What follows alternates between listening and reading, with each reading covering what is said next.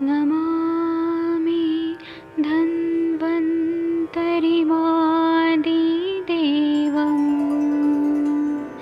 सुरासुरैर्वन्दितपादपद्मम् लोके जरामृत्युनाशम्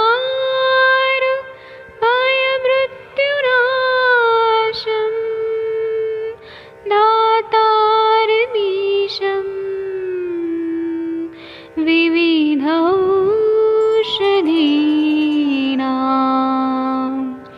शङ्खं चक्रं जलौकां दधतं मृतघटं चारुतोर्भिश्चतुर्भिः सूक्ष्मस्वच्छादिरुद्यं शुकपरिविलसन्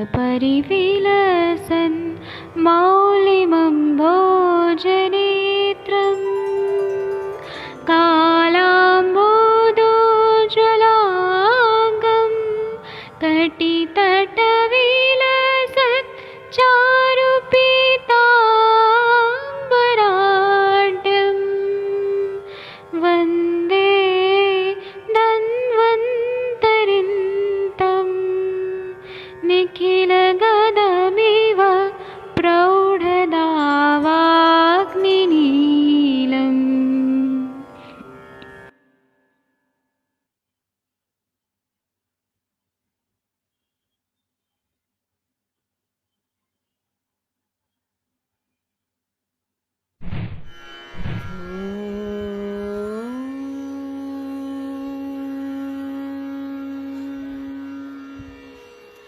शङ्खं चक्रं जलौकां दधतमृतं घटं चारुदौर्भिश्चतुर्भिः सूक्ष्मं स्वच्छातिरुद्यं शुकपरिविलसनम् मौलिमम्बोजनेत्रम् कालाम्बोद्योज्ज्वलाङ्गं कटितटविलसश्च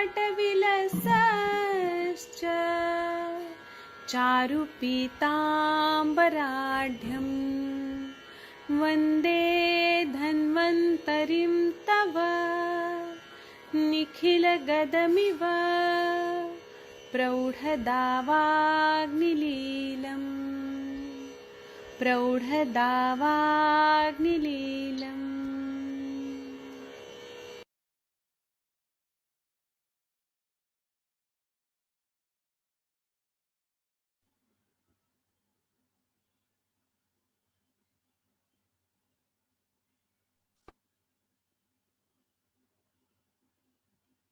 प्रणाम सभी लोगों को। मैं वैद्य अरविंद पाठक पुणे महाराष्ट्र से आप सभी लोगों का स्वागत करता हूं। अभी हम लोग माधव निदान में तमक श्वास या पढ़ेंगे।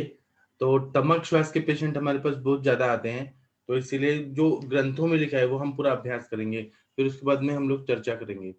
आप लोग भारत के सर्वश्रेष्ठ चिकित्सक हैं, सम्मान्य चिकित्सक हैं, और आज पासवर्ड और आईडी चेंज कर दिया गया है।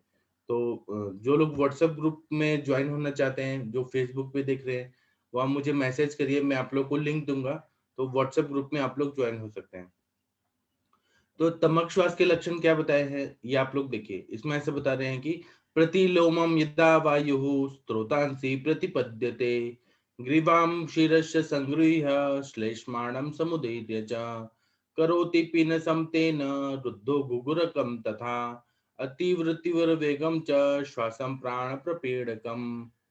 इतना बढ़िया बता रहे। प्रताम्यति स वेगेन तृष्यते सन्निरुध्यते प्रमोहम कासमानश्च स गच्छति मुहुर्मुहुः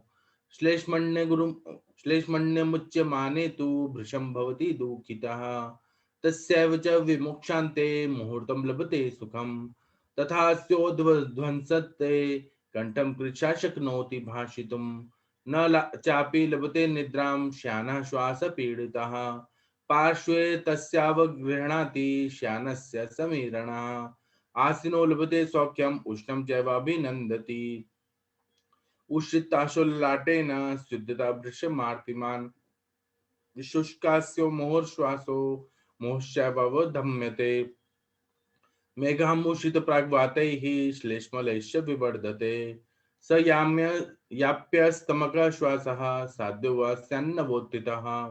इतना बढ़िया बता रहे हैं, एक एक लाइन हम लोग देखेंगे और इस पे एनालिसिस भी करेंगे हम लोग। इसमें ऐसा बता रहे हैं कि जब वायु श्वास प्रणालियों के अंदर प्रतिलोम गति से पहुंचता है, प्रतिलोमम यदा वायु स्त्रोतान से प्रतिपद्यते, और उसमें श्वास वायु जो है श्वास प्रणाली में प्रतिलोम गति से पहुंचता है, कफ का प्रकोप भी साथ में हो जाता है। फेफड़ों में जब विकृत कफ का संचय हो जाता है, वह प्रकुपित वायु श्वास प्रणाली को ऐंठ देता है, साथ ही ग्रीवा और सिर भी अकड़ आते हैं।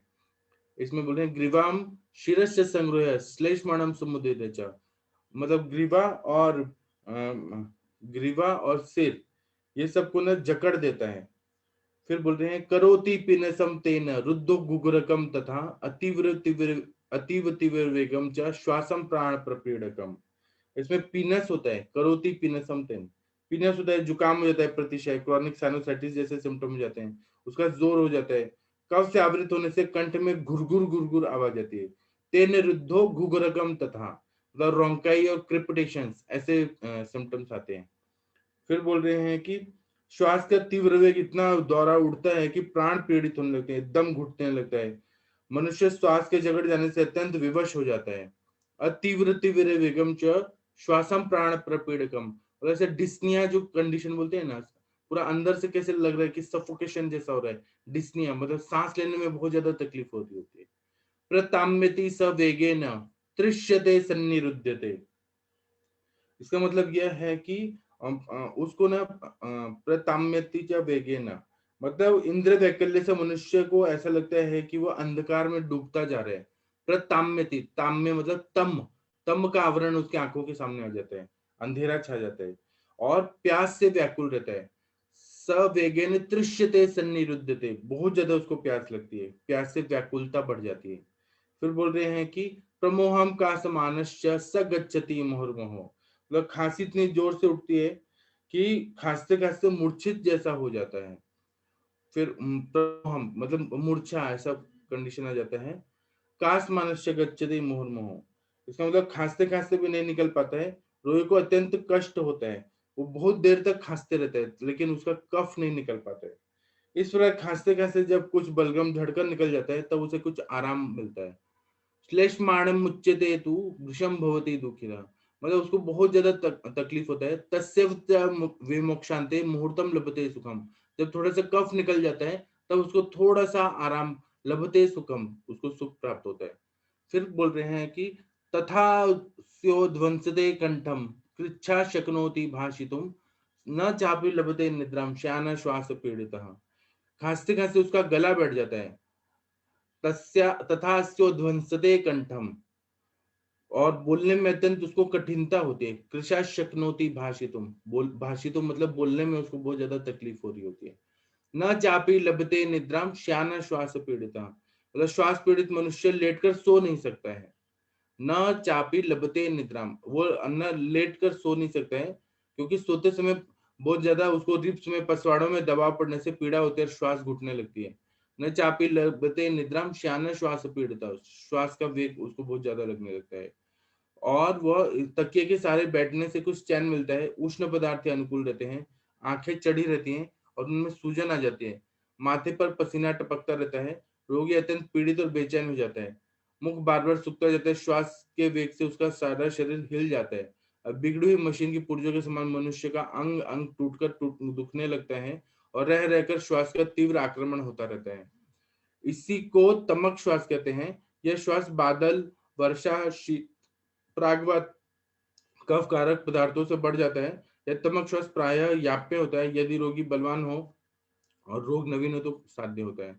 इसमें बोल रहे हैं कि पार्श्व तस्यावग्रहणाति शयानस्य समीरणः आसनो लभते सौख्यम उष्णम चैवाभिनंदति, मतलब जो पेशेंट बैठ जाएगा तो उसको थोड़ा अच्छा फील होता है और उष्ण पदार्थ जब सेवन करेगा और उष्णम चैवाभिनंदति, उष्ण की उसको इच्छा होती है और क्योंकि उस अंदर कफ बहुत ज्यादा जमा है और वायु का भी प्रकोप है तो विपरीत गुण इच्छा च, तो इसलिए उसको ना थोड़ा सा उष्ण पदार्थ उसके लिए अनुकूल रहते हैं।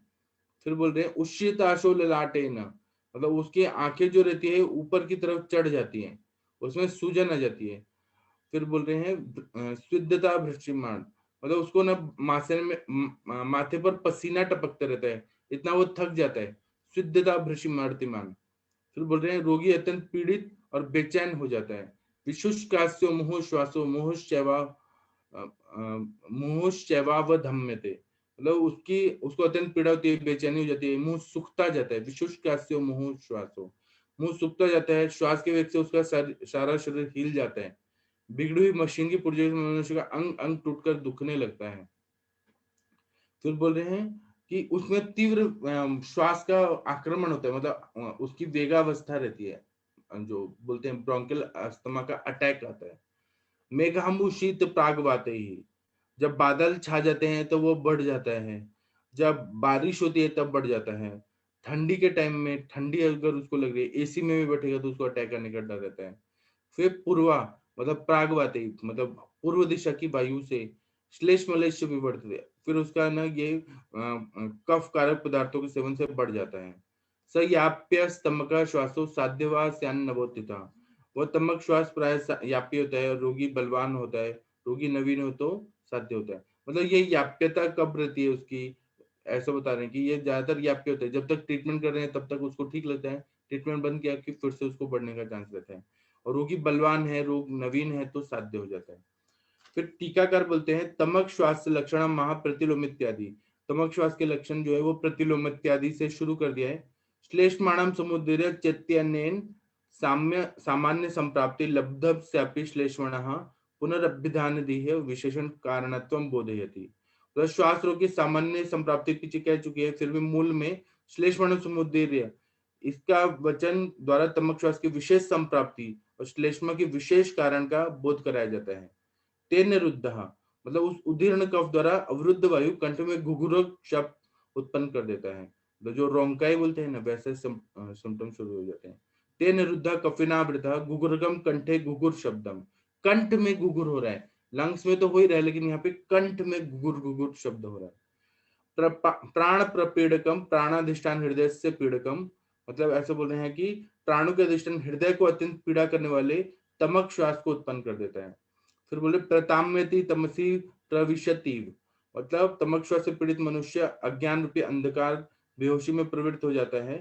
सन्निरुद्धते, जकड़ जाता है या निश्चेष्ट हो जाता, निश्चेष्ट हो जाता है, ऐसा चक्रपाणी दत्त जी का मत है।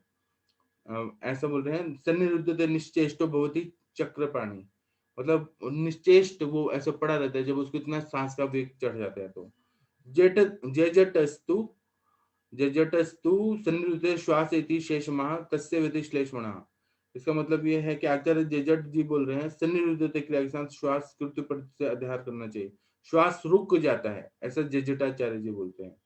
फिर बोल रहे हैं तस्यैव श्लेष्मणः, मतलब उसमें श्लेष्मा के निकल जाने पर रोगी को सुख का अनुभव होता है। सुखम सुखमिव उध्वंसते कंडूयते, मतलब ऐसे बोल रहे हैं कि गले में कंडू होता है, खराश होती है, खुजली सी होती रहती है। फिर बोल रहे पार्श्वेति कर्म पदम अवगृहणाति प्रपीड़यति, इसका मतलब यह है कि पार्श्व इति कर्म पदम, यह कर्म पद द्वितीय विभक्ति का द्विवचन है, दोनों पार्श्वों में अवपीड़ित करता रहता है। यह श्वास वात कफ के प्रकोप से होता है, इसलिए उष्ण आहार विहार से शांति मिलती है। फिर बोल रहे हैं कि उष्णाभिनंदती वात कफ रब्धत्वात्, मतलब थोड़ा सा गर्म चीज का सेवन कराया जाए ना, सूप या जूस नहीं, गर्म सूप दे दिया जाए, उष्ण जल दे दिया जाए तो उसको थोड़ा आराम मिलता है। उषितासा उशुन्न नेत्र, मतलब बोल रहे हैं कि नेत्रों में शोथ हो जाता है बहुत ज्यादा।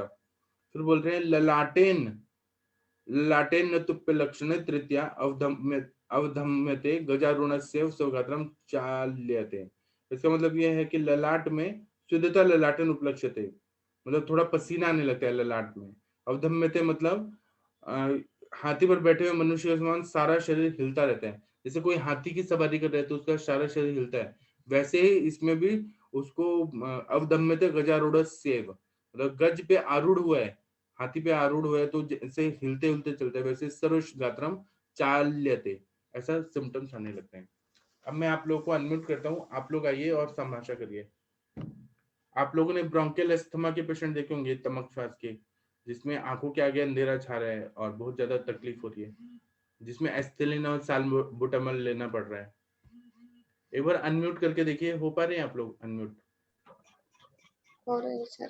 हाँ कमल जी, आपने देखे हैं पेशेंट अस्थमा के? सर मेरी दादी जी है, ये पूरे लक्षण उसके साथ दिखते हैं जब आकाश में बादल छा जाते हैं और थोड़ा सा एनवायरनमेंट चेंज हो जाता है ना सर, तो पूरा ऐसे होता है। पूरा का पूरा जैसे ग्रंथोक्त डिस्क्राइब किया है ना, वैसे पूरा उसके साथ रहता है।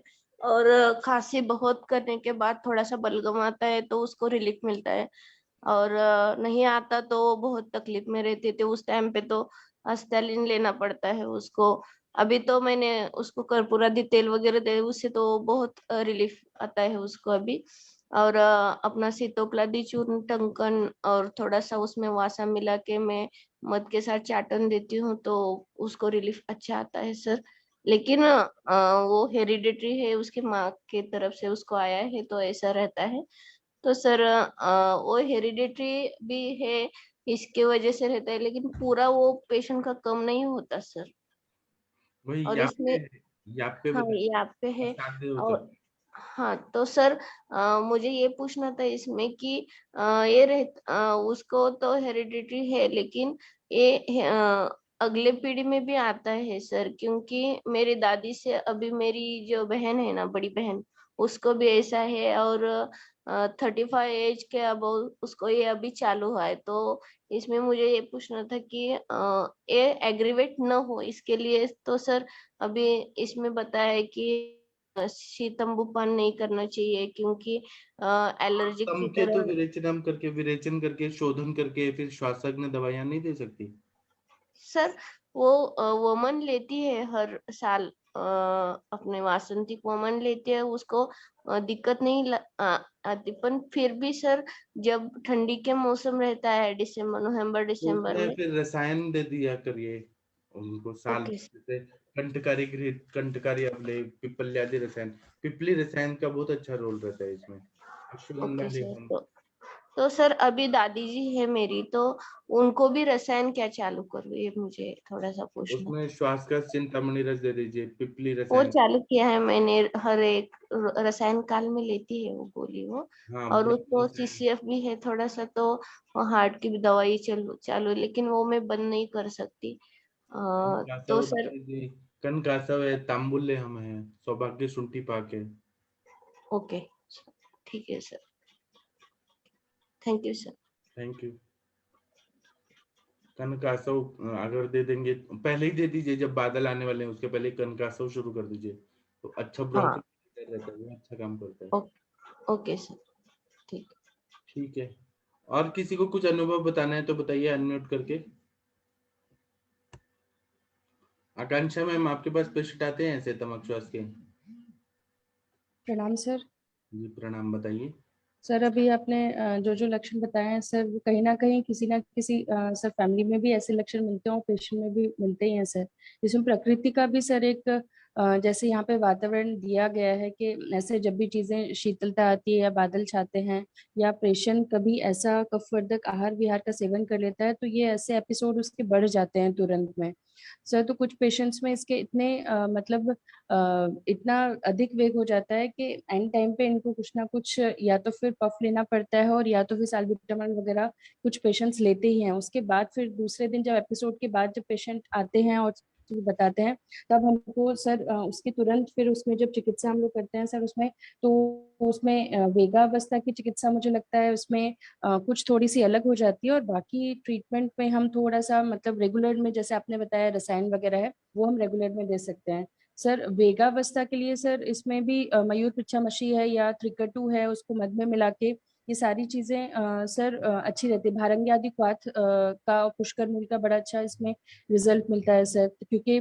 जहाँ पे भी कफ लिप्तता है, वो अगर थोड़ा सा भी कफ निकल जाता है तो उनको आराम मिलता है। अदरवाइज वो कंस्ट्रिक्ट अगर रहते हैं तो फिर वो बार बार वो वेग आने लगते हैं। तो इसलिए यहाँ पे थोड़ा सा मतलब स्नेहन स्वेदन देके थोड़ा सा अगर हम मतलब चेस्ट पे थोड़ा सा ये भी करते हैं, मालिश करते हैं और साथ में सौम्य विरेचन देते हैं, कफाग्नि द्रव्यों के बाद तो पेशेंट में से अच्छा रिजल्ट मिलता है।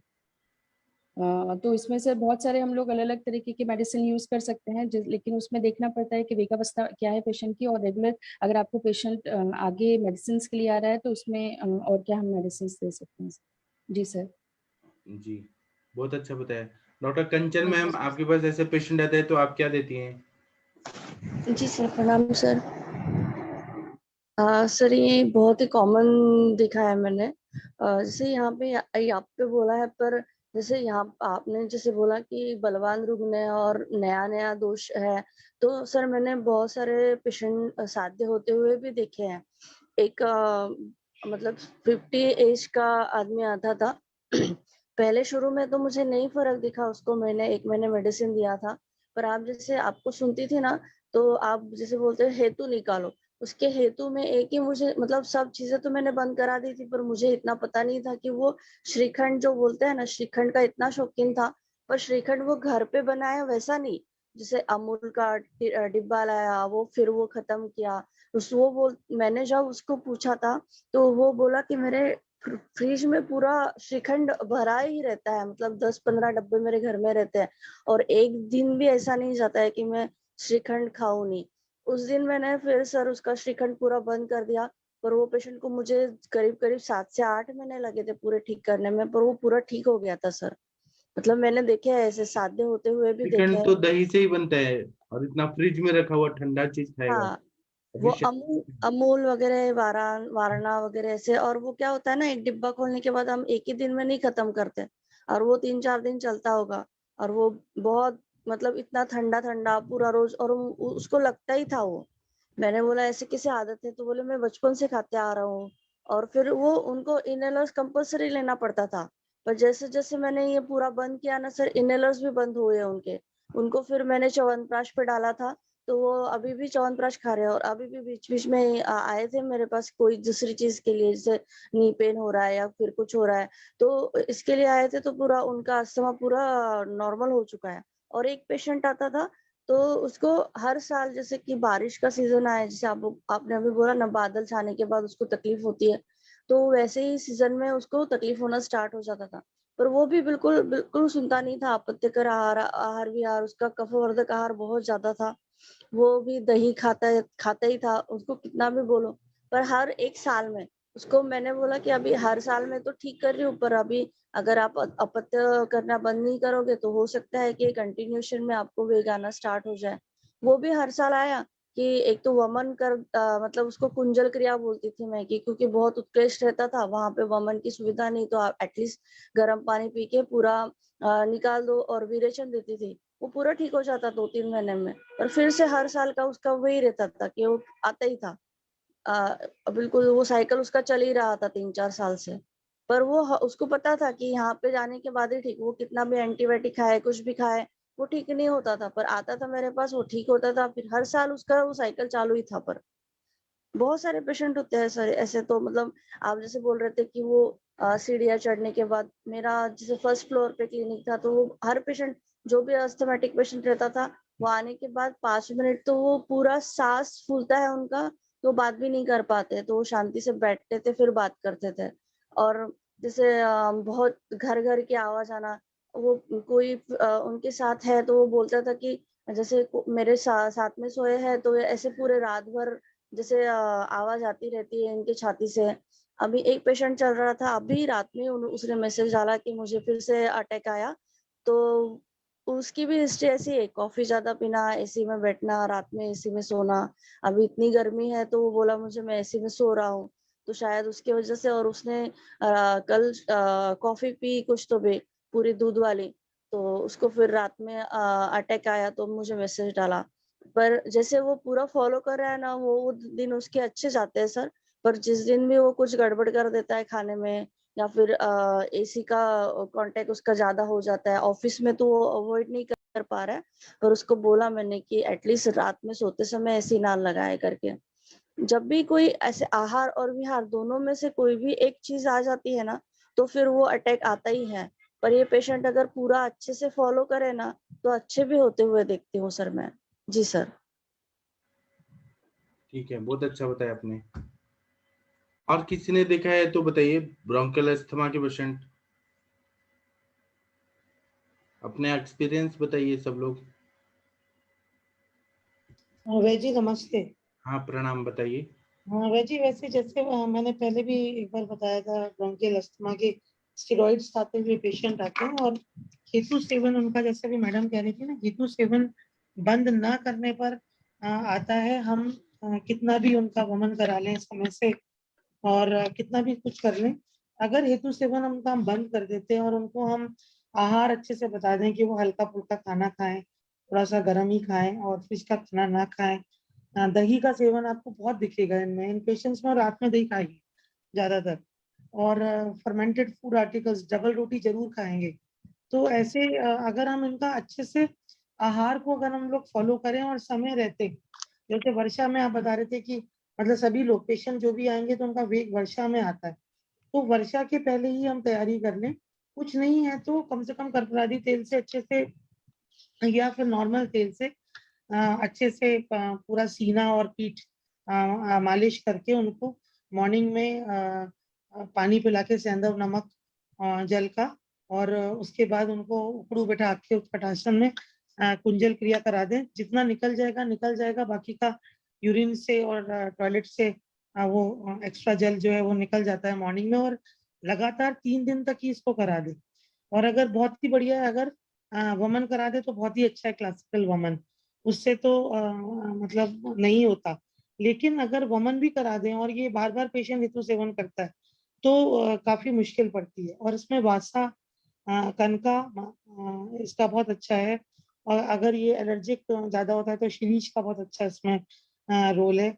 और जब अटैक आया हुआ हो उस समय स्पेशली जो है वो वासा और कनका और बार बार का चाटन जो है वो अ, अच्छा है। रात के समय में भी कुछ स्नेहपान करा के, जो ये कुंजल क्रिया है इसमें भी रात में किसी भी फॉर्म में स्नेह दे दें, चाहे तेल फॉर्म में दे दें, चाहे तिल्ली के तेल दे दें, या रोटी पे अच्छे से दे दें, उसके बाद मॉर्निंग में कराएं तो बहुत अच्छा इसका रिजल्ट है। केवल हेतु से आहार का बहुत इसमें बड़ा रोल है, जो मैंने देखा। जी आपको मैम, आप मिल गई, मैम बुक मिल इसमें गई? आपने शिरीष बोला क्या? जी, जिस समय ये एलर्जिक मौसम होता है ना मैडम, उस समय शिरीष का बहुत अच्छा, शिरीष आदि काढ़ा या कुछ भी। ओके। आपको बुक मिल गया मैम? जी वो जी, कल कल मिली मुझे, मेरे हस्बैंड ने बताई ये बुक आ गई है, तो मैंने समझ गया कि वही आई है बुक। मैं थी नहीं घर में, मैं कल लेट गई थी पेशेंट देखने, तो दिन भर थी नहीं घर में, विनायक का प्रोसेस वगैरह कर रही थी ना, तो लेट गई थी। और नस से दिया आपने अपने बच्चा को? हाँ, विनायक को ना स्टार्ट कर दिया आप ही के कितना कितना मात्रा में? अभी तो वैजी ज्यादा नहीं दे रही, मैं 8 ड्रॉप्स दे रही हूँ उसको। एक ड्रॉपर और करके? हाँ, और उसको शिरोधारा कर रही हूँ, साथ में उसको बस्ती भी दे रही हूँ, और अब सर्वांग अभ्यंग स्वेद। उनको उसका क्या तकलीफ क्या है? उसका वैजी 4 kg, उसका 11 kg वेट एकदम रिड्यूस हुआ था, और जैसे मतलब कंसंट्रेशन पावर उसकी कम हुई, और जो उसका रिजल्ट्स आने चाहिए वो रिजल्ट उसको नहीं आने से कॉन्फिडेंस लेवल कम हो गया था, तो शायद उसी से वेट लूज होने लग गया उसका। और जब वेट लूज होने लगा तो फिर उसके बाद कंपन आने लगा हाथ में, फिर लिंपिंग होने लगी, मतलब वात के पूरे लक्षण आने लगे। तो उसको फिर तुरंत ही टिकट करा के यहाँ पे बुलाया उसका, और फिर उसका हम लोगों ने, मैंने शुरू में तो उसका आम लग रहा था, तो 2 दिन उसको मैंने नीरू दिया। पहला दिन तो गौमूत्र डाल के दिया, दूसरे दिन प्लेन नीरू दिया। सहचरादि लिया था उसमें, फल्त्रिकादि और दशमूल, गिलोय, एरंडमूल, और कल्क लिया था उसमें, नागर मोथा, पिपली, और मेद द्रव डाल के उसको वो दिया मैंने, शीरपाक। बाद में दिया शीरपाक, 2-3 दिन बाद स्टार्ट किया था शीरपाक। पहले 2 दिन निरूह करके उसका फिर मैंने यापन वस्ती दिया। तो उसका 8 दिन के अंदर 4 kg वेट रिड्यूस हो गया, कंपन चला गया, जो पैल्पिटेशन हो रहा था वो ठीक हो गया, कंसंट्रेशन अच्छा हुआ। कल ही उसने अपना पैराबोला वगैरह जो बनाना था वो कंप्लीट कर लिया, और उसकी जो रुक्षता थी वो ठीक हो गई। उसको प्रॉपर अब स्लीप आ रही है, और मतलब वॉकिंग और ये सब दोबारा से स्टार्ट कर दिया, अच्छा हो रहा है काफी। और नस से उसका दे रही हूँ वैजी, पूरा अभ्यंग स्वेद करने के बाद पहले नस ही देती हूँ उसको।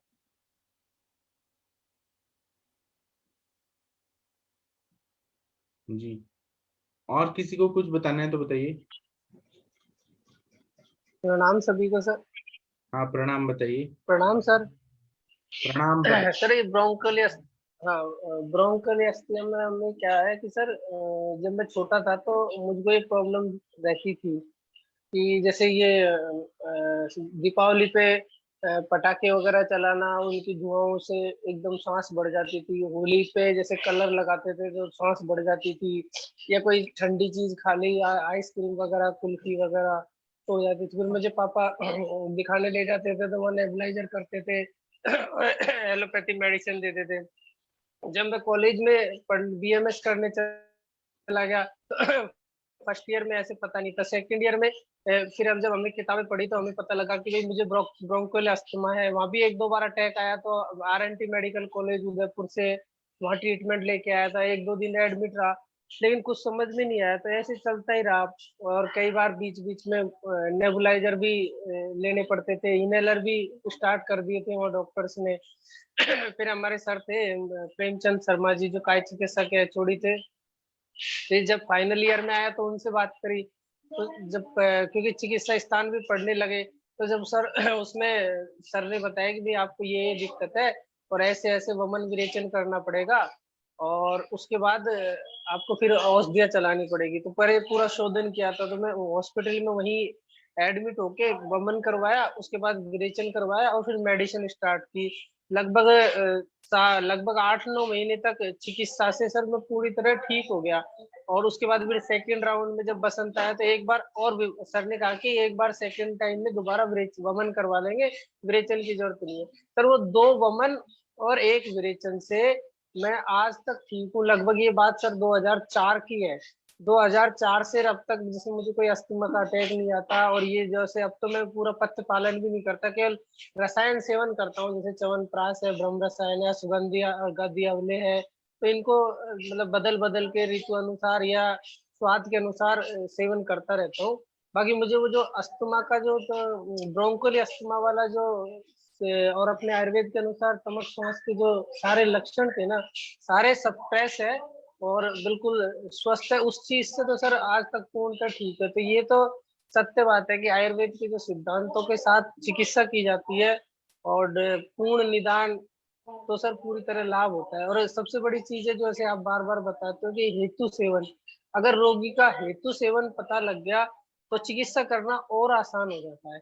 इसी में सर मैंने एक बार बताया था कि जब मैं चिकित्सा कर रहा था तो मेरे पास एक पेशेंट आता था, उसको बार बार प्रतिशाय रहता था और ऐसे ही उसको ये लक्षण डेवलप होने लग गए श्वास के। तो वो भी बहुत जगह चिकित्सा ले चुका था, 8-10 साल से परेशान था।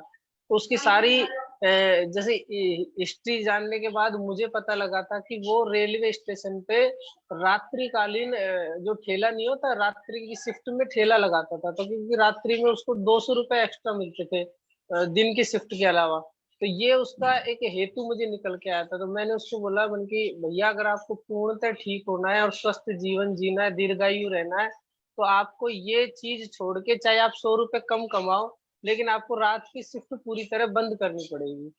तब जाके सर उसको पूरी बात समझ में आई और उसने सारी जो हेतु सेवन में रात्रिकालीन की शिफ्ट को बंद कर दिया। और वो उसके मालिक को बोला भाई मेरे को तबीयत खराब रहती है इसलिए मैं मॉर्निंग शिफ्ट करूंगा।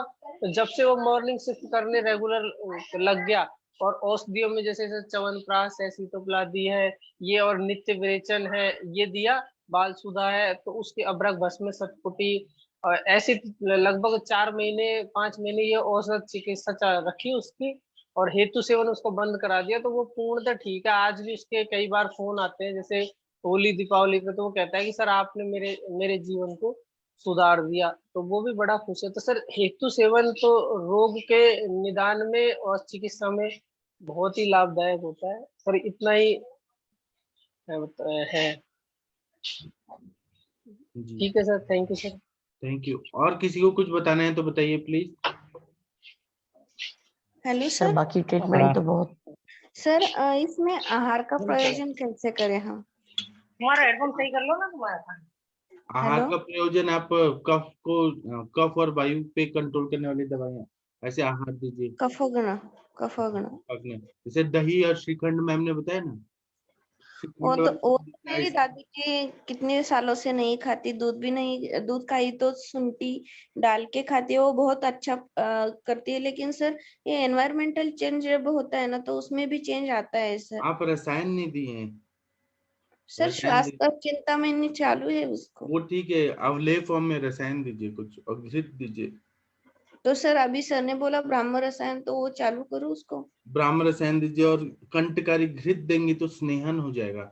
स्नेहन सर और हाँ, उसमें चित्रक हरित केदी अवलेय दे दिया था मैंने, तो वो थोड़ा रिलीफ आया था उसको, तो वो वो दे सही दीजिए। है। हाँ, और घृत का स्नेहन अगर होते रहेगा तो श्वास वाहिनियां जो है वो संकुचित नहीं होंगी और सर खुशबू के घृतपान नहीं करती हो, घृत नहीं खाती। तो उनको बोलिए कि आप यूज को सिद्ध करके दीजिए ना मैडम, यूज को सिद्ध करके दीजिए तो वैसे घृतपान चला जाएगा। क्योंकि जहाँ पे भी वातिक संप्राप्ति है वहां पे स्नेहपान का और रसायन का बहुत ज्यादा अच्छा रोल है। और ट्रीटमेंट करते वक्त में भी जहाँ पे तमक श्वास बोला गया है वहां पे विदाउट शोधन आपको ट्रीटमेंट या पे तो मिलता ही नहीं है। जैसे मैम किसी ने उसमें बताया कि मात्रा बस्ती हम दे सकते हैं, मानो कि स्नेह हम बोले तो इसमें। मैम तमके तो विरेचनम श्रेष्ठा। मैं जो भी अगर वाताधिक नहीं है, दुर्बल व्याधित नहीं है तो उसको बस आप शोधन मत करिए। लेकिन जहाँ पे कफाधिक है वहां पे वमन बहुत अच्छा रिजल्ट देता है। और जहाँ पे आपको वात और कफ की ये सम्मिश्र हाँ, सम्मिश्रण। आपको दिखता है तो वहां पे आपको विरेचन ज्यादा अच्छा रिजल्ट मिलता है। आप बस्ती कब दीजिए, जब उसका अग्निदीपन वगैरह सब कुछ अच्छा होने के बाद में, जब आप उसको रसायन दे रहे हैं, उसका अग्नि अच्छा है, तब आप उसको बृहन चिकित्सा के फॉर्मेट में बस्ती दीजिए।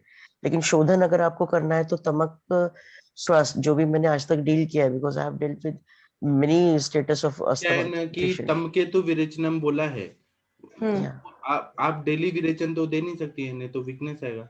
तो आप जब वो कंडीशन चला जाए, मतलब विरेचन होके उनको थोड़ा अच्छा लगे, तब आप उनको मात्रा बस्ती पे कंटिन्यू रख सकते हैं। मात्रा बस्ती जो है वो सालों साल देंगे ना तो उनको फिर अटैक नहीं आएगा, सीजनल सर चेंज। अभी इसमें लिखा है ना ग्रंथों में, तो दिवास्वप एक हेतु हो सकता है इसमें। हाँ, क्यों नहीं हो सकता। ऑफ कोर्स मैम होता। हाँ, क्योंकि दोपहर को सोती है, उसको कितना भी बोलो तो खाने के बाद सोती ही सोती है वो। क्यों क्यों? एलोपैथी उसको नींद ही इतनी आती है, एलोपैथी के जो नॉकआउट वगैरह लेती है ना, तो वो उससे उसको नींद ही आती है नहीं तो वो ऐसे बेचैनी महसूस तो करती है इसीलिए नहीं। आप क्या करिए कि उनको ना मात्रा बस्ती कंटिन्यू दे दीजिए। मात्रा बस्ती से क्या होगा, स्नेहन होते रहेगा, वायु का अनुलोमन होते रहेगा, तो एक तरह से सेफ साइड में आप उनको रख देंगी। ओके मैम आप उनको सर। कंप्लीट आयुर्वेद पे क्यों नहीं ला रहे हैं, मेडिसिनल ट्रीटमेंट पे? सर नॉर्कोट और ये मैम भी अच्छा।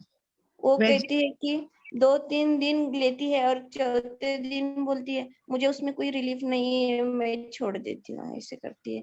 नहीं और मैम, आप वो उसको तो नाड़ी श्वेत हम्म। स्नेहन ये कराने के बाद में उसको जो एक अच्छा कॉम्बिनेशन है जो रेगुलर चलाइए, जिसमें शटी आमलकी शट्यादि चूर्ण है या फिर पुष्कर मूल वगैरह, एक अच्छा क्लासिकल हमारा जो आयुर्वेदिक इसमें, मतलब आप एकेरी इसमें है तो आप एकेरी इसमें चलाइए। नहीं तो उसके पीछे कुछ मतलब बिहाइंड लाइन कोई और डिसीज है क्या? जैसे मेरे पास में जो पेशेंट आते हैं उसके पीछे कभी श्वास रहता है, कभी प्लेन श्वास के परे प्राणव के अलावा पांडुरोग और शोथ की चिकित्सा करनी पड़ती है। तो वैसे उसका देखिए। और दूसरा जैसे सर बता रहे हैं वैसे उसका शोथ जो नहीं है रसायन उसको, चिकित्सा है। शोथ हाँ नहीं है। और वो पहले उन्होंने बहुत काम किए इसकी वजह से मैम उसको यूटेराइन प्रोलैप्स अभी अभी हुआ है 2 साल से। तो ये लेकिन प्रोलैप्स उसका वायु का है तो आप इसमें वाय दीजिए। हाँ, हाँ और फिर उसका मैम ना अभी एज जो है तो 88 है, तो उसमें क्या कर सकते हैं? तो मैंने इसीलिए डॉक्टर। उसमें भी आपको बस्ती ही काम करेगा, क्योंकि हाँ वायु का, इसीलिए हाँ वायु का टाइम ही चल रहा है तो उनको बस्ती ही ज्यादा अच्छा रहेगा। मैंने उनका चांगेरी घृत का पिचू भी दिया था मैंने प्रोलैप्स के लिए, जो प्रोलैप्स के लिए प्रोलैप्स। मूषक सिद्ध तेल का पिच्चू रखने को बोलिए। ओके, तो उससे भी सर उसको रिलीफ नहीं मिला, 1 मंथ मैंने रखा था कांगेरी घृत तेल। नहीं है उतना पावरफुल जितना मूषक सिद्ध तेल है। ओके ठीक है, और ठीक आप है, बस्ती दीजिए, बस्ती से ज्यादा फायदा होगा। चलेगा सर, देखती हूँ मैं। ठीक है। ठीक है, ओके, सर थैंक यू। नमस्कार। हाँ, प्रभात जी आप बोलिए सर। सर बस्ती में क्या द्रव्य क्या चूज करना चाहिए? अगर ब्रिहन करना है तो शीर बलाय, शुद्ध बलाय, धनवंतर तेल है, आपका क्या पर्पज है, वो हिसाब से आप करिए शुरू। वेगावस्था में सर बस्ती कर सकते हैं। वेगावस्था में बस्ती तो देना नहीं चाहिए, उसमें नस्य बोला है, प्रथमन नस्य। नस्य, जी जी। और कोशिश हो कि वेगावस्था आए ही ना। विरेचन, हाँ हाँ, सर। वेगावस्था आए ही ना, ऐसा कोशिश करना चाहिए। वैद जी, हाँ जी। उसको विनायक का ना पूरा ओवररूल करने के लिए पहले KGMU में इनके जो फ्रेंड्स थे हमारे लखनऊ में, उनको पूरा एक बार दिखाया था। तो जब भी किसी के पास आप मतलब डायग्नोसिस के लिए भी जाते हैं कि एक बार काउंसलिंग सेशन में भी बिठाते हैं, तो कुछ ना कुछ वो एलोपैथिक दवा जरूर लिखते हैं। और उसमें जो जैसे विनायक का था कि वो घबरा रहा था वहां पर, तो वो लोग देते ही हैं, जैसे कि क्लोनाजिपैम या कुछ ऐसा देंगे कुछ भी। पर मैंने एक भी दिन उसको एलोपैथिक दवा नहीं दिया, लेने ही नहीं दिया, क्योंकि मैंने बोला तुमको कॉन्फिडेंस बिल्डअप करके यहाँ से जाना है, और अगर इनमें से एक भी दवा दिया तो नींद बहुत आएगी तुमको। और जो हम लोग देंगे मेद द्रव्य या कुछ भी, तो उससे तुम्हारा नींद अच्छी आएगी, लेकिन तुम्हारा जो तुम जो काम करोगे उसमें कंसंट्रेशन अच्छा होगा और बढ़ेगा। अब मैं आपसे एक चीज, आपने तो मानस बहुत अच्छा किया है, मैं आपसे ये पूछ रही थी कि जैसे पेशेंट कभी कभी रिजल्ट नहीं आया या घर से दूर है, क्योंकि दादी और गुरु माता दोनों एक्सपायर हुई थी और वो यहाँ था नहीं उस समय, तो वो कभी कभी बोलता मम्मी मुझे तो मतलब घबराहट और चिंता लगती है। तो यहाँ ये लोग कहते हैं हम ये कुछ एंटी डिप्रेसेंट देते हैं, जो मैंने देने नहीं दिया। तो हम आप आयुर्वेदा में क्या है मतलब ना, देंगे? ब्राह्मीवटी, स्वर्ण युक्त ब्राह्मीवटी है, मानस मित्र गुटिका है, महाकल्याण घृत है, तो महापंचमी। तो आराम से मतलब वहां पे मिल भी जाती है, मैं अभी उसको दे भी रही हूँ, तो वही कंटिन्यू रखूं मतलब, हाँ। क्योंकि मिनिमम मेडिकेशन पर जाएगा यहाँ से, यहाँ तो मैंने उसका कर दिया सब पूरा। अब तो भ्रम रसायन वगैरह कुछ रख दूं साथ में, क्या दूं? हाँ, मेध्य रसायन, मेरे ब्रेन के काम करने के लिए यष्टि मधु दे दीजिए, ब्राह्मी चूर्ण दे दीजिए, अगर चूर्ण फॉर्म में लेना चाहिए तो। मतलब यही मेद द्रव्य उसको दे दूं और बोलूं कि हाँ यही तो हाँ। जी वेज, थैंक यू। और भगवत गीता में भगवान ने बोला है कि जिन लोगों की मृत्यु हो गई उनके बारे में नहीं सोचना चाहिए। भगवान का सब दुनिया का नियम है। हम लोग बहुत समझाया उसको, मैंने बोला हम भी नहीं रहेंगे। सोचते हैं कि अभी वो विश्वनाथ भगवान जी का विश्वेश्वर मंदिर क्यों ध्वस्त हुआ, तो ये भगवान की लीला है। ये भगवान ने ऐसा कुछ सोच के किया है जो हम नहीं समझ सकते, कुछ ना कुछ तो है उसमें, प्रकृति का सबसे नियम। बड़ी चीज वैजी में थोड़ा सा नहीं, मुझे यहाँ डिस्कस करना चाहिए, सब लोग अपना अपना केस रख रहे हैं, पर उसका जो रिसर्च वर्क है वो चूहों के अंदर एक कैमरा फिक्स करने का है मिनेसोटा में, जो रिसर्च का। तो उसमें 18 मिनट तक जो चूहा है उसको माइक्रोस्कोप के नीचे रखना होता है और उसकी स्टडी करनी होती है कुछ दिन। तो ये भी उसका एक, उसको ये भी एक बहुत दुख लग रहा है कि मम्मी ये ऐसा रिसर्च मैं कैसे करूंगा, क्या करूंगा। तो बहुत उसको समझाया, पर वो शायद विड्रॉ करेगा, उसको कह रहा है कि जिसमें वो नहीं, लेकिन वो उनका काम है ना, उसमें क्या है, उनका काम है वो। एक बार मैं आपसे बात कराऊंगी इस विषय में समझाने के लिए हाँ, कि मैंने बताया कि ये तो मारे ही जाएंगे, कोई और एक्सपेरिमेंट करेगा और तुम कुछ अच्छा लेकर आओगे तो अच्छा रहेगा। और उन्होंने एक बार क्या हुआ कि यहाँ पेपर में आया था कि पुणे में एक आदमी था जिसने ना पूरी लाइफ येरवड़ा जेल में फांसी दिया, पूरा लाइफ, या फिर उसने मतलब ऐसे ही घृणित कार्य किए। तो उसको ना पूरा जिंदगी तो कुछ नहीं हुआ, लेकिन बाद में बुढ़ापे में उसको सब ऐसे आत्माएं दिखाई देने लगी कि मैंने इतने लोगों को फांसी दिया। तो ये होता है साइकोलॉजिकली, तो उससे निकलना चाहिए हमें। उसका काम ही है वो, अगर वो फांसी देने का काम है तो है ना, उसका काम ही है। जी जी,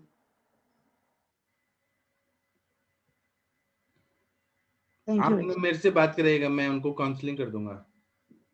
पर वैसे देखा गया है मतलब कि चाहे प्रारब्ध में लिखा हुआ हो कार्य करना है ऐसे, पर उसका हाँ फल देना ही पड़ता है बाद में, हाँ। मुझे ऐसा लगता है मतलब। अब लेकिन अच्छे कॉज के लिए तो जैसे एक तो कैलकुलेट, कहीं तो कोई तो है ना कि एक कसाई था, वो मतलब भगवान का नाम लेके और वो बकरा काटता था, तो उसको जी पाप नहीं लगा, क्योंकि वो उसका काम था और भगवान का नाम ले लेता था।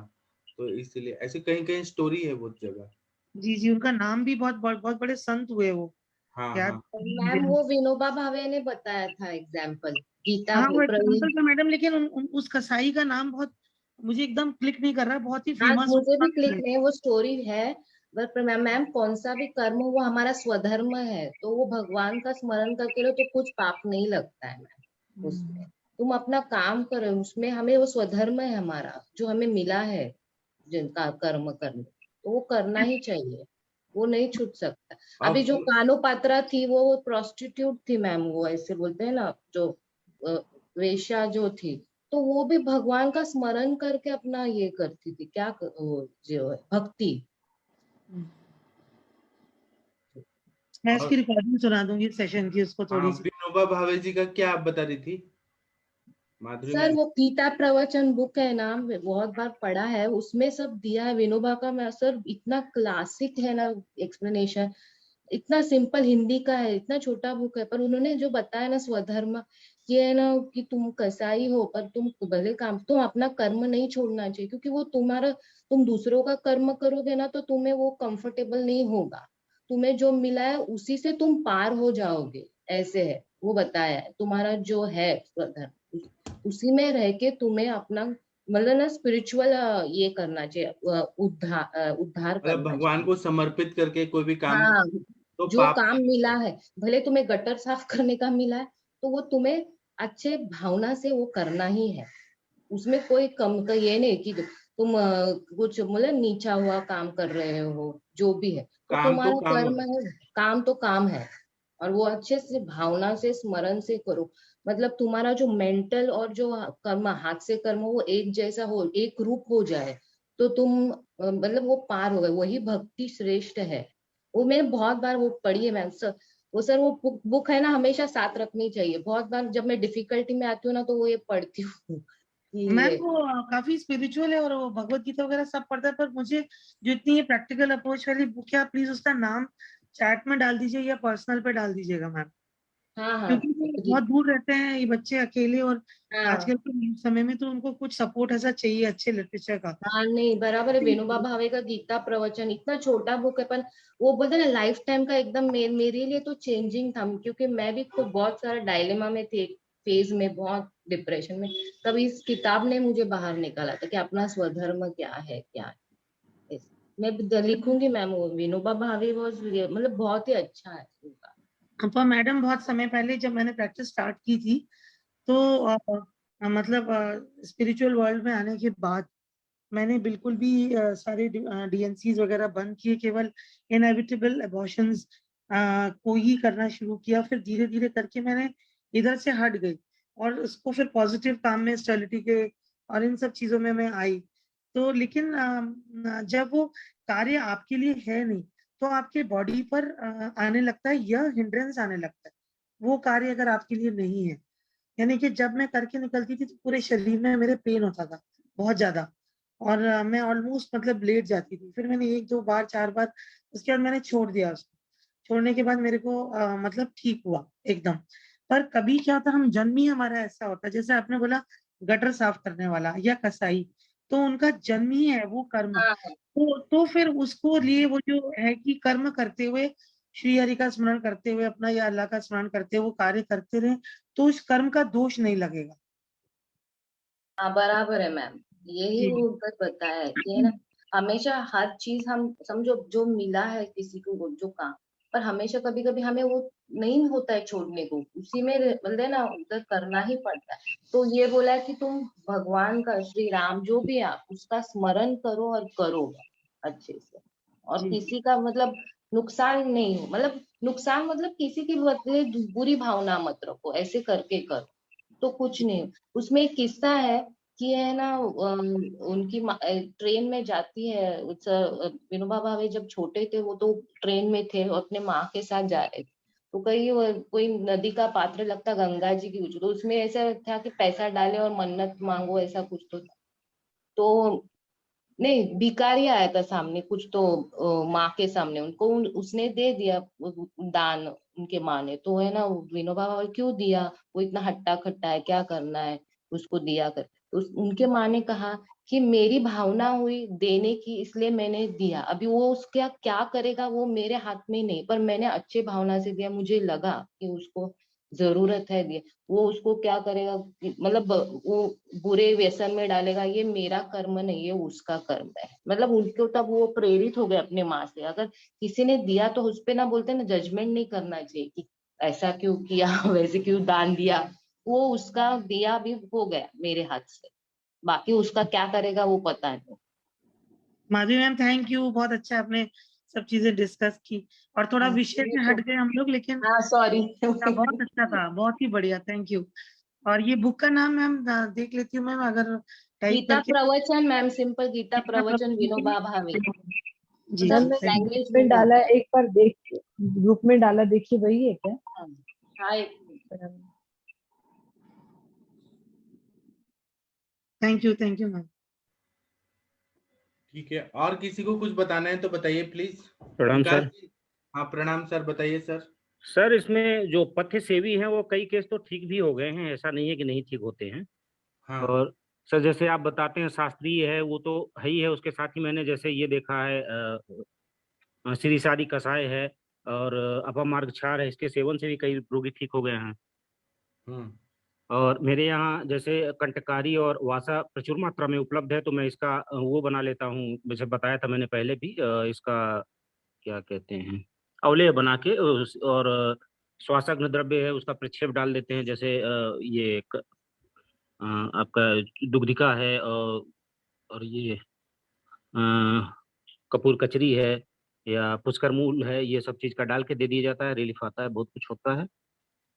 और शास्त्री जो बता रहे हैं विरेचन वगैरह करना और श्वासकाश चिंतामणि और ये क्या समीर पन्नाग्रस, ये सबसे तो लाभ होता ही है सर। जी। जैसे ये लोग च्यवनप्राश देते हैं, च्यवनप्राश की जगह मैं ये अवलेह बना के ही देता हूँ, बहुत उससे रिलीफ रहता है, च्यवनप्राश से ज्यादा ही रिलीफ रहता है, क्योंकि वासा है इसका काम ही है, श्वास विस्फारक है और छेदन कर्म है, दोनों है। कंटकारी का भी बहुत अच्छा रोल है उसमें, वो श्वासक द्रव्य पड़ जाते हैं प्रक्षेप में तो और अच्छा काम हो जाता है, फिर भी तो बना के रखता ही हूँ, देता रहता हूँ। जी ठीक है, थैंक यू, बहुत अच्छा बताया आपने। और किसी को कुछ बताना है तो बताइए। मनीषा मैम, आपने पेशेंट देखे हैं ऐसे ब्रोंकियल अस्थमा के? मनीषा सिंह मैम। मैम नहीं बोल रही हैं। डॉक्टर वर्षा मैम, आपने देखे हैं तो बताइए।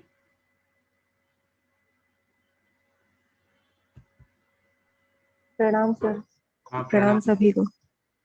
हाँ सर, एक पेशेंट थी, एक तो ऐसा पेशेंट था कि उसको कास था, खैर वो एक दो महीने से कास की उसको प्रॉब्लम थी, तो उसको तो चंद्रामृत रस और सितोपलादी चूर्ण त्रिकटु वगैरह देने से वो, मतलब जिस दिन से उसने लेना शुरू किया उसके अगले उसी दिन से उसको मतलब खांसी आई ही नहीं।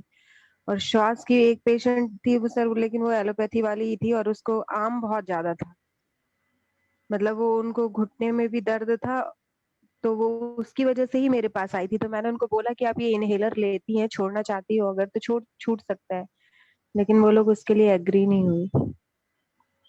मतलब ट्रीट नहीं किया अभी तक मैंने श्वास के पेशेंट को। एक को कर रही हूँ, उनको अस्थमा दिलेल एक आता है वो दे रही हूँ, बुजुर्ग है वो काफी, 85+ है, तो ठीक है, चल रहा है उनका। ठीक है।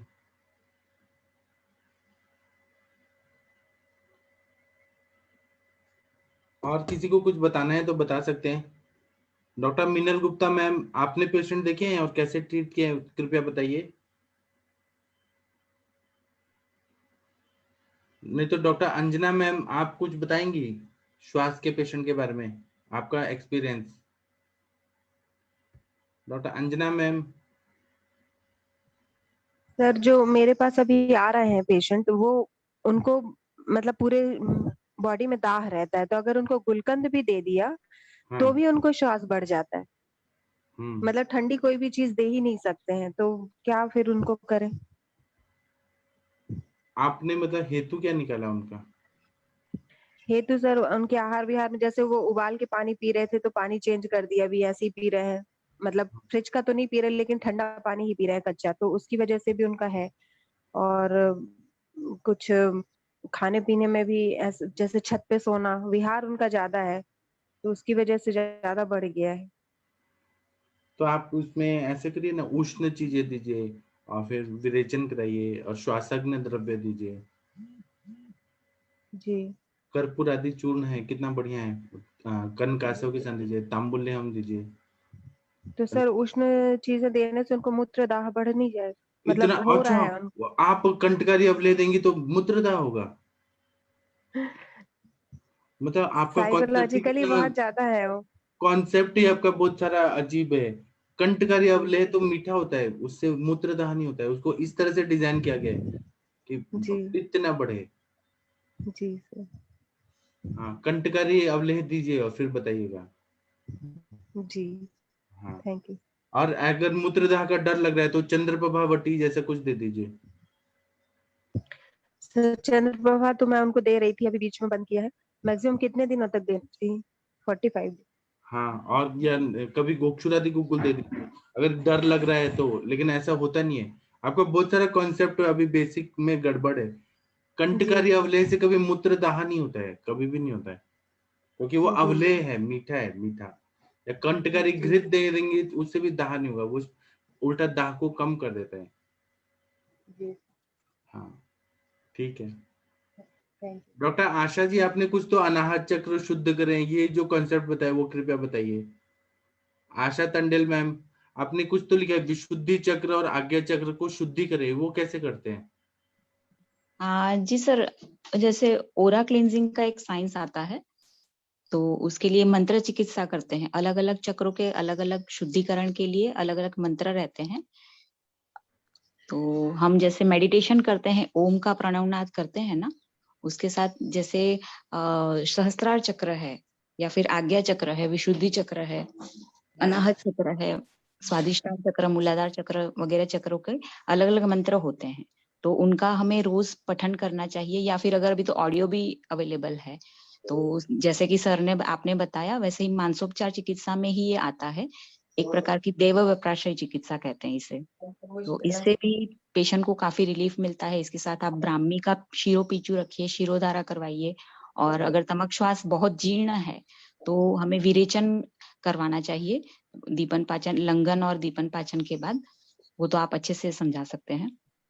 तो सर इसी प्रकार से अगर लॉन्ग टर्म उनका देखा जाए कि हेतु क्या है और हेतु के अनुसार संप्राप्ति विघटन किया जाए तो उससे काफी अच्छा रिजल्ट मिलता है। प्रणाम सर। हाँ सर, बोलिए सर। मैम जैसे चक्कर का कह रही है ना सर, चक्कर का, उसमें मेडिटेशन करे तो मेडिटेशन में ना जैसे अलग अलग कलर रहता है।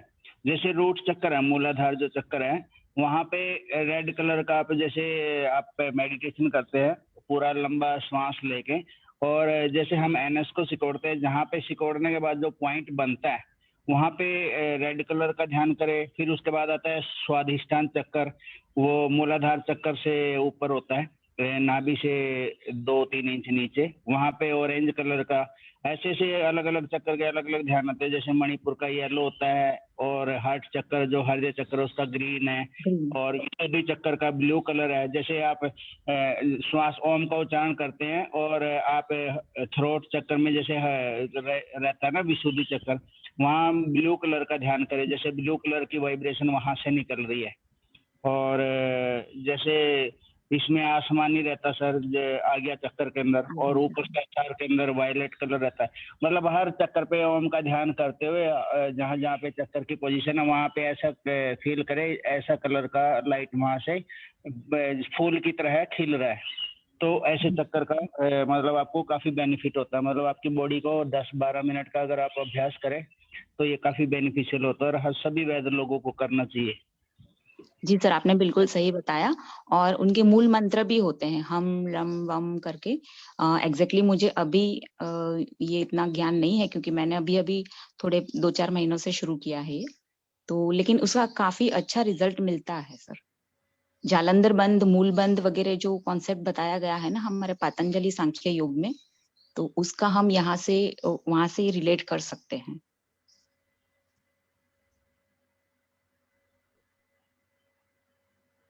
ठीक है, बहुत अच्छा बताया। अभी थोड़ा हम ब्रेक ले लेते हैं, फिर हम मिलेंगे 7 बजे। प्रणाम सभी लोगों को। प्रणाम सर।